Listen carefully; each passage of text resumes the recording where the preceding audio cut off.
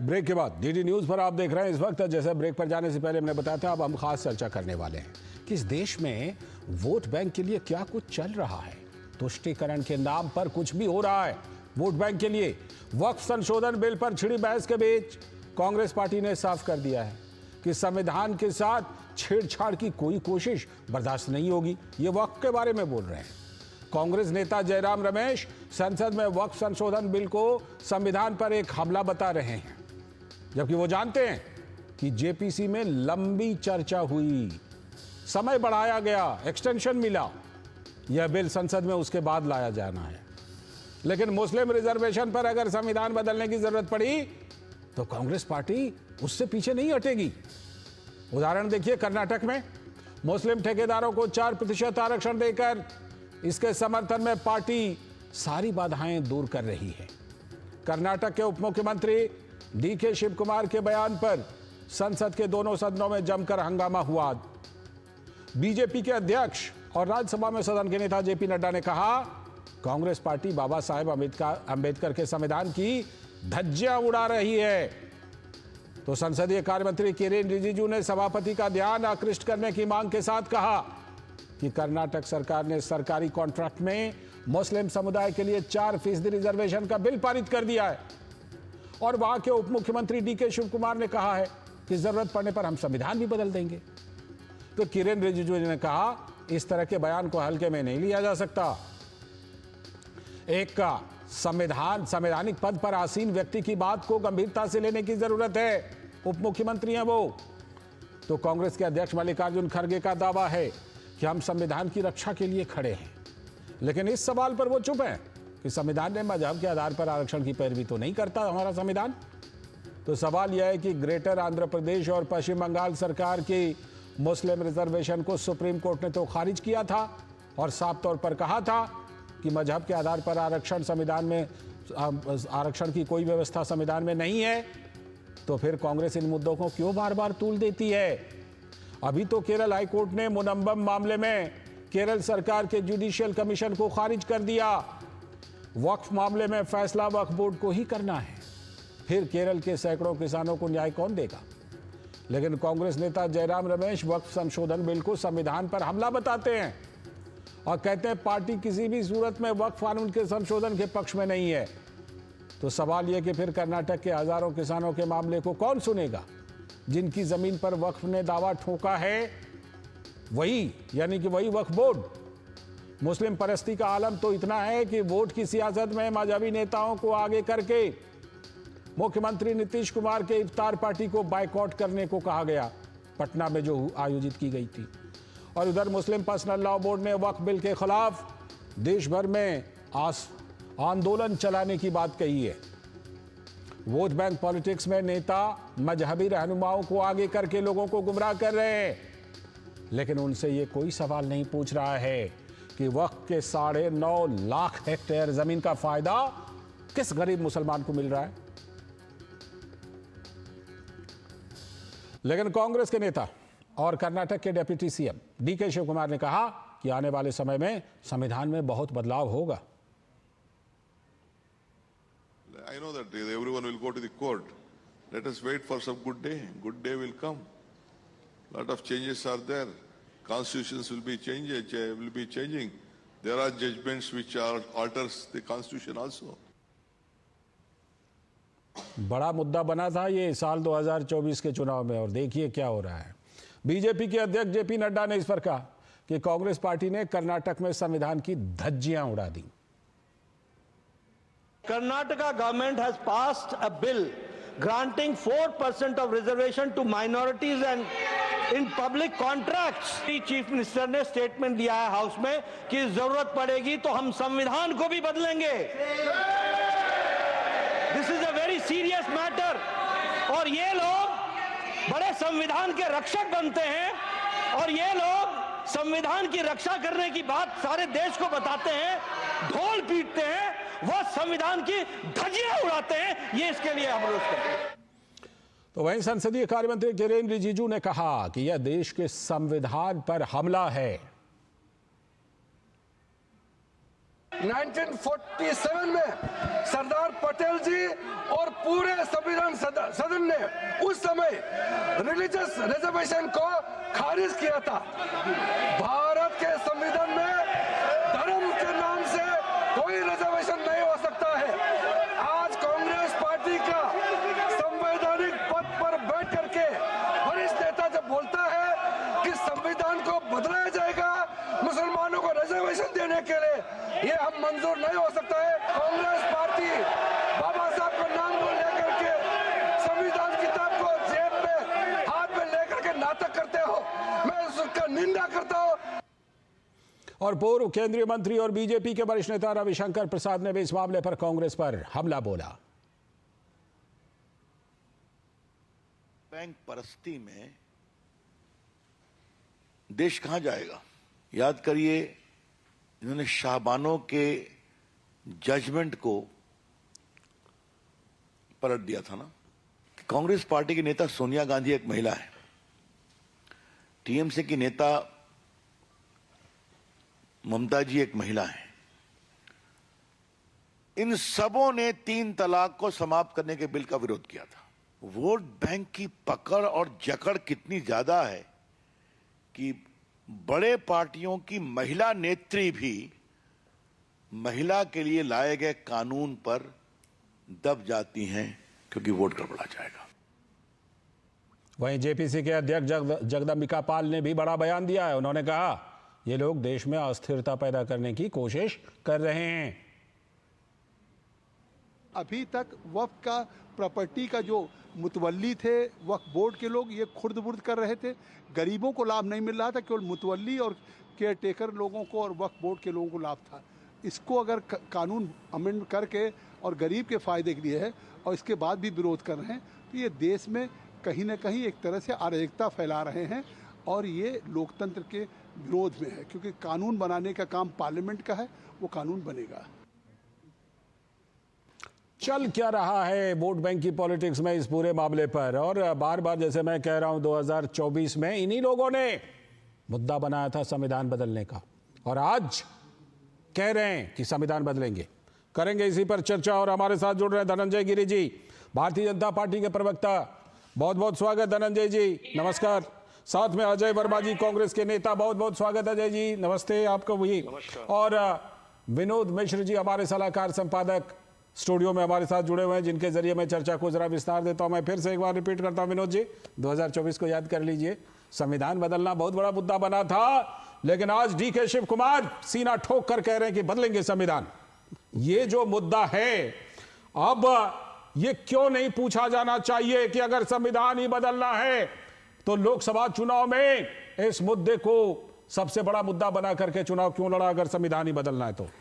लालजी, सवाल तो संविधान बदलने की है, तो अगर संविधान तो 122 बार 12 बार अभी तक संशोधन हो चुके हैं, सवाल उसका नहीं है। संविधान बदलना, देश में 75 साल के आप आज़ादी के बाद के इतिहास में आप देखिए कि जो भी सरकारें थी, सब ने अपने अपने तरीके से शासन व्यवस्था, लोगों के हित में उस तरह के बदलाव किए हैं। लेकिन सवाल तो ये बड़ा जरूर बना, जो बात आप 2024 के इलेक्शन की बात कर रहे थे, जिसमें एक फेक नैरेटिव बनाया गया जी कि ये सरकार जो है, मोदी सरकार आएगी तो संविधान बदल देगी, रिजर्वेशन खत्म कर देगी, भला भला कितने नैरेटिव बने गए। जैसा लोग कहते हैं कि वो नैरेटिव चला भी और बीजेपी को भारी नुकसान हुआ।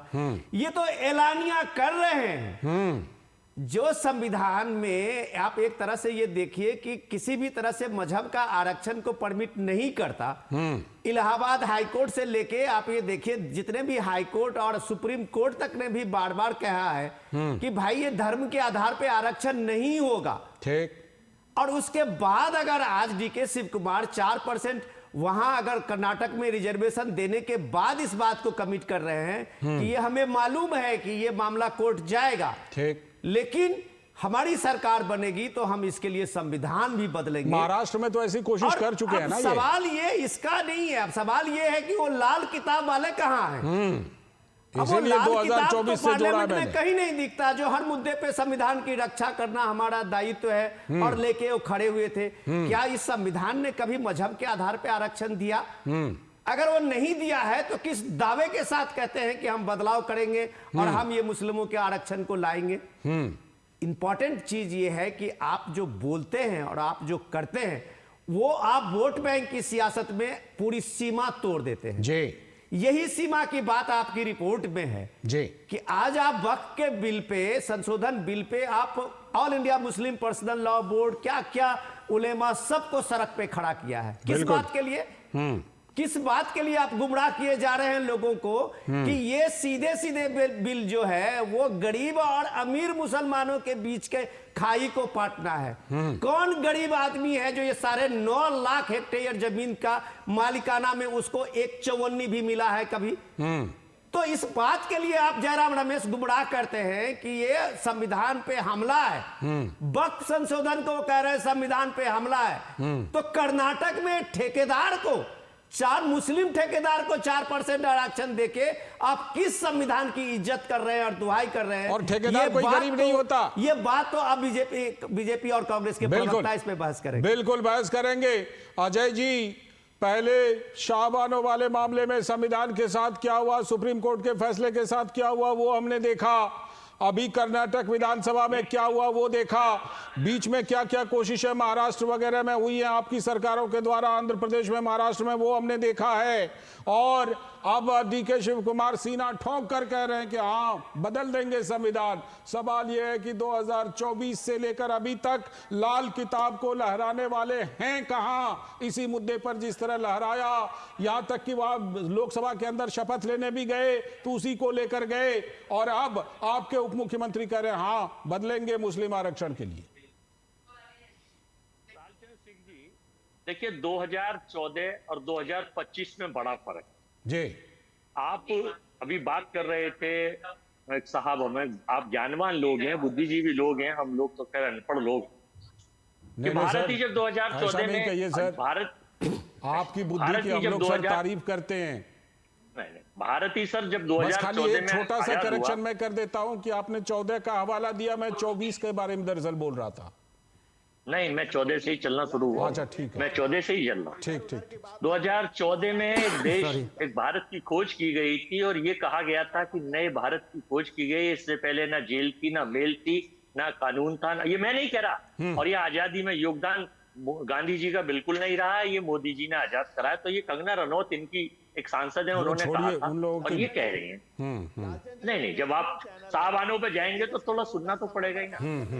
देखिए आज देखिए गिरी जी से ये कहिए, इनके बीच में मैं नहीं बोलूंगा। धनंजय जी मैं आ रहा हूं। धनंजय जी आप बाद में, धनंजय जी प्लीज, धनंजय जी प्लीज बाद में, बस मैं आपके पास थोड़ी देर में आ रहा हूं। सीरियस बातें हो रही है ना। जी थोड़ी देर में आ रहा हूं। अजय जी से बात पहले ले लेते हैं। ये कॉमेडी शो तो चल नहीं रहा है कोई। अजय जी धनंजय जी लालचंद जी, मैं जोकरों के साथ नहीं बैठता। अगर जोकर ऐसे अरे राहुल गांधी के साथ आप नहीं बैठते होंगे। जोकरों के राहुल गांधी आपको बैठाते नहीं होंगे। राहुल गांधी से बड़ा जोकर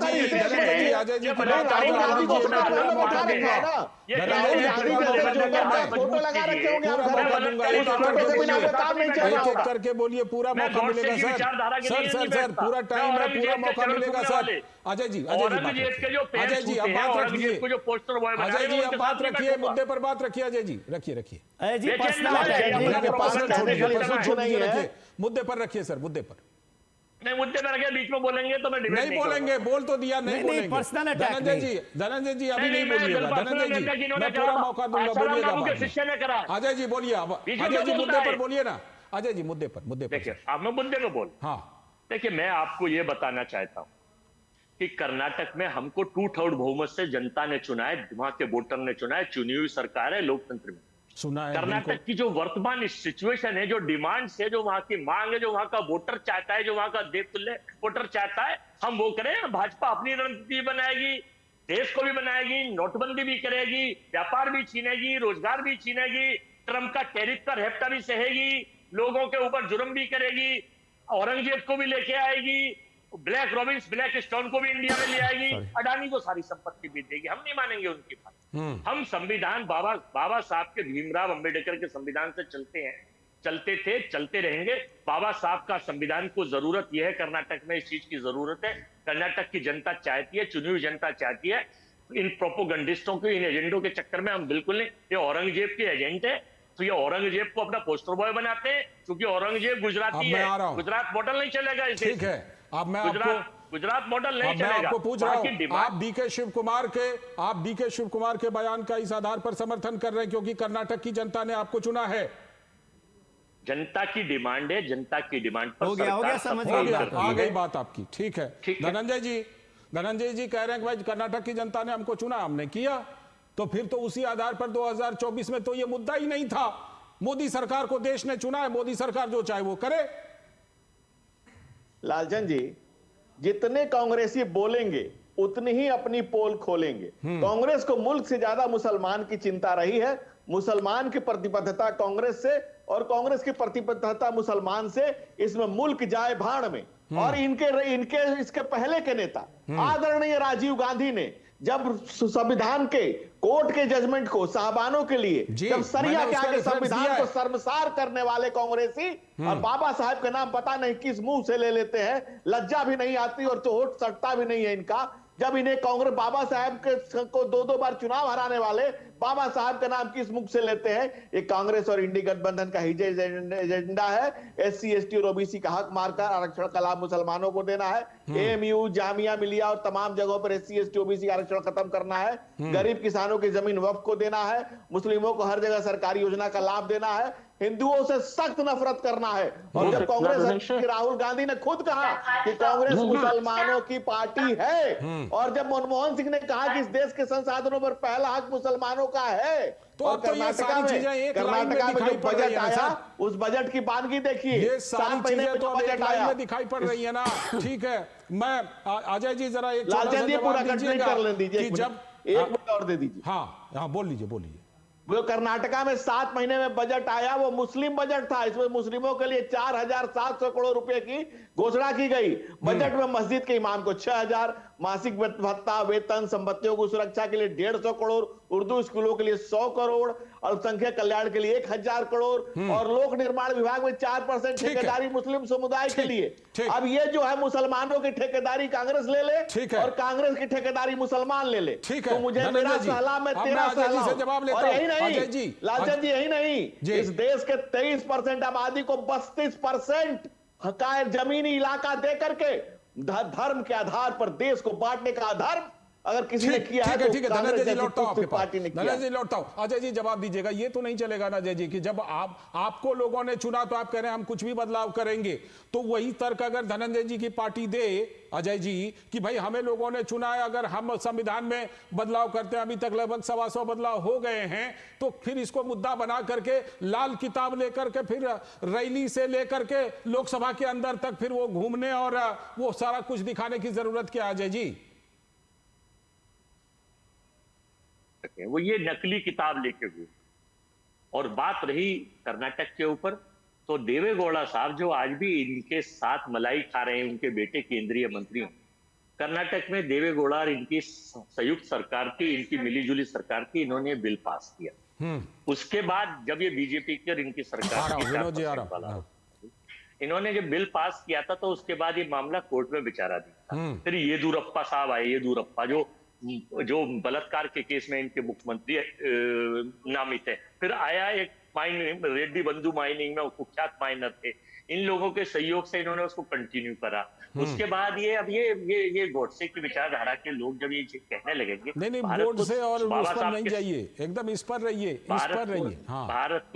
भारत को बाबा साहब के संविधान से हम चला रहे हैं। बाबा साहब के संविधान मतलब जिस समय दूसरा बदलाव करेगा। सुन लीजिए लालचंद जी सुन लीजिए, बोलिए। देखिए, हम ऐसा कोई भी नियम नहीं कर रहे। 4% का आरक्षण संविधान के तहत ही है।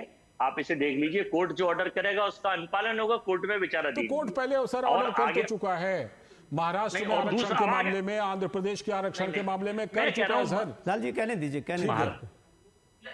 उसके बाद अब मैं ये बताना चाहता हूं आपको कि हम ये काम नहीं करते कि अपने मित्र अडानी को तो मोटा पैसा देकर उसके खिलाफ मुकदमे दर्ज हो जाएंगे, उसको साहब भी बचाएंगे। अडानी और जॉर्ज सोरोस को छोड़ दीजिए, ठीक है? जॉन सर, ब्रेक को छोड़ उन्हीं दीजिए इस मुद्दों समय। के लिए, मैं ये उन कह रहा मुद्दों को हूं छिपाने के लिए- कि जो तर्क आप दे रहे हैं, इन्हीं सब तर्कों के आधार पर अगर धनंजय जी की पार्टी आ जाए कि हमें जनता ने चुना है, कोर्ट जो कहेगा वो हम लालजी, लालजी, 2 मिनट दीजिए। मुद्दा नहीं बनेगा ना जो 2024 में हमने बनाया था। लालजी एक मिनट अजय जी, एक मिनट, मैं कुछ आपके सामने में सर कुछ फैक्ट्स रख देता हूं। अजय जी ने कभी भी ये नहीं कहा कि भारत में पहला हक मुस्लिमों का, उन्होंने कहा अल्पसंख्यकों का कहा। नहीं, उन्होंने बाद में अल्पसंख्यकों मुसलमान को बोला है, उन्होंने बाद में मुसलमान, अजय जी मैं आपके सामने में स्पेशली मुस्लिम बोला है, लालजी एक मिनट, अजय जी मैं आपके स्पेशली सामने मुस्लिम कम्युनिटी बोला है, वो बाइट है हमारे पास, सुनिए लालजी, वो बाइट है, लालजी सुनिए विज्ञान भवन की, सुनिए लालजी, अजय जी मैं आपको कुछ फैक्ट्स देता हूं, कुछ फैक्ट देता हूं, आप थोड़ा सा इस बात को थोड़ा धैर्य से सुन लीजिए, आप शायद बेहतर डिस्कस कर पाएंगे। आप अभी कुछ भी कंटेंट नहीं रख रहे हैं। मैं आपको फैक्ट देता हूं कि कोई भी स्टेट जो आप कह रहे हैं कि चुनी हुई सरकार है वो बिल्कुल ओबीसी कैटेगरी में किसी को भी ला सकती है, बिल्कुल ला सकती है। सवाल ये है कि जो धनंजय जी कह रहे हैं कि आप ओबीसी करके उसके ओबीसी के रिजर्वेशन का हक मार रहे हैं इसलिए कि रिजर्वेशन आपने ओबीसी के नाम पे उस मुस्लिम आरक्षण का आपने व्यवस्था की है।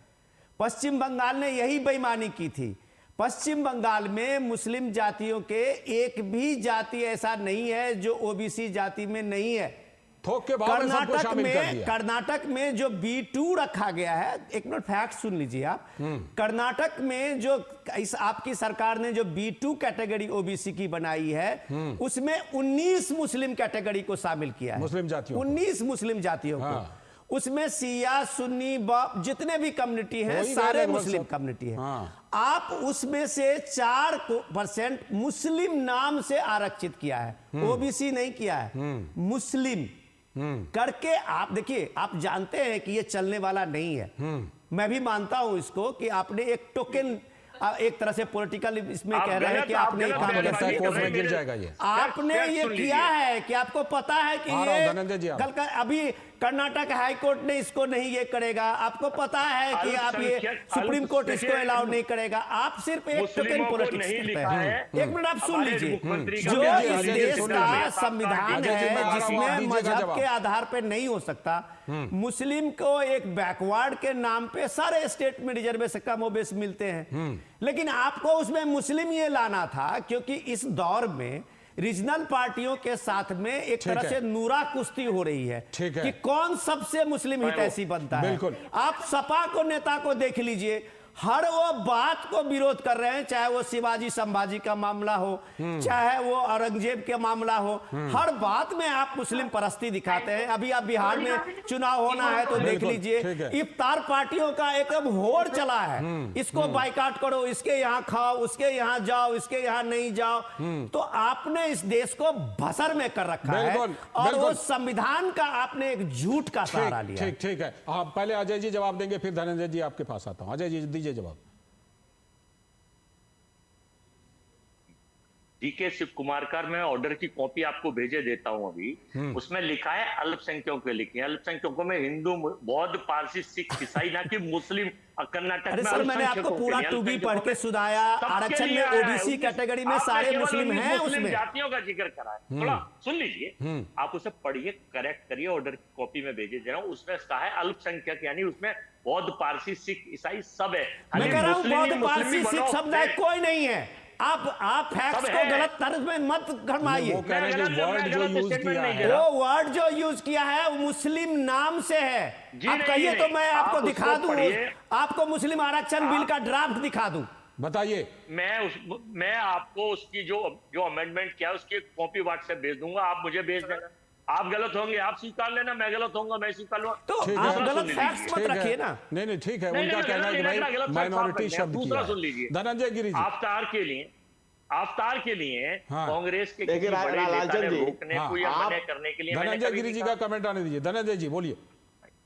देखिए, कांग्रेस की मुसलमानों के प्रति प्रेम शुरू से रही है। और बाबा साहब डॉक्टर भीमराव अंबेडकर का नाम लेने के पहले इनको अपना चेहरे में आईना देख लेना चाहिए। Doctor Baba Saheb Bhimrao Ambedkar writing a speeches volume 17 part 3 के पृष्ठ संख्या 418 27 अक्टूबर 1951 को बाबा साहब के भाषण में लिखा है बाबा साहब ने कि नेहरू की मैंने 200 स्पीचें 20 साल में देखा है, उसमें SC ST OBC के लिए नेहरू के मन में कोई प्रेम नहीं है, उसको सिर्फ मुसलमानों से मतलब है और मुस्लिम तुष्टीकरण के लिए नेहरू किसी भी हद तक जा सकता है। ये उसी स्पीच के कॉपी है। मैं दावे से कह रहा हूं कि नेहरू से लेकर के और राहुल गांधी से लेकर के वर्तमान राजीव गांधी, इंदिरा गांधी से लेकर बाबर की मजार पे सजदा करने से लेकर के कांग्रेस का ये तुष्टीकरण का जो तमाशा है ये इस मुल्क की जनता देख रही है। और आज का क्या है लालचंद जी, पल दो पल में लगती है, बुझते बुझते एक जमाना लगता है। जिस तरह से पहले कांग्रेस ने तुष्टीकरण की आग लगाई और मुल्क के टुकड़े कर दिए, आज कांग्रेस अपने वोट बैंक के लिए दोबारा से ये आग लगा रही है। और विनोद जी ने बिल्कुल ठीक कहा, ये क्षत्रिय छत्रपो और कांग्रेस के बीच में लड़ाई है कि मुसलमान का बड़ा हितैषी कौन, तू कि मैं, कौन मुसलमान के मन में है बैठ जाए, उसके लिए चाहे उसके चरण चाटने पड़े, चाहे औरंगजेब के जेल में जाना पड़े, चाहे कुछ भी करना पड़े, चाहे बाबर की मजार हो, औरंगजेब की मजार, किसी के दरवाजे, किसी की दुकान, कहीं भी जाना पड़े, कितना भी नीचे गिर जाना पड़े, कांग्रेस किसी भी हद तक गिरने को तैयार है। मुल्क इनके लिए कुछ भी नहीं। आज मुल्क कांग्रेस ही अदालत में क्या कुछ होता है, अदालत में क्या कुछ होता है। मुझे लगता है कि ये मामला ऐसा है जिसका एक इतिहास रहा, आंध्र प्रदेश से लेकर महाराष्ट्र से लेकर के कर्नाटक तक सब जगह पर, पश्चिम बंगाल का भी मामला है। जरूर इस मामले में तय हो जाना चाहिए इस देश में कि क्या धर्म के आधार पर आरक्षण होगा किसी तरह का या नहीं होगा। एक बार में यह तय हो जाना चाहिए। फिलहाल शुक्रिया अजय जी जुड़ने के लिए, धनंजय जी जुड़ने के लिए, आप दोनों का बहुत बहुत शुक्रिया। और विनोद जी आपका भी इस चर्चा में शामिल होने के लिए बहुत बहुत शुक्रिया। अभी वक्त है ब्रेक का, और ब्रेक के बाद जब लौटेंगे तो बात करेंगे एक और मुद्दे की, और वो मुद्दा है कि आखिर ये अभिव्यक्ति और कॉमेडी इसके करने के लिए क्या अनलिमिटेड आजादी है क्या? क्योंकि महाराष्ट्र से एक सवाल उठा है, कुणाल कामरा जो विवादित कॉमेडियन है उसकी एक कॉमेडी को लेकर के। करेंगे इस पर बात, वक्त है ब्रेक का।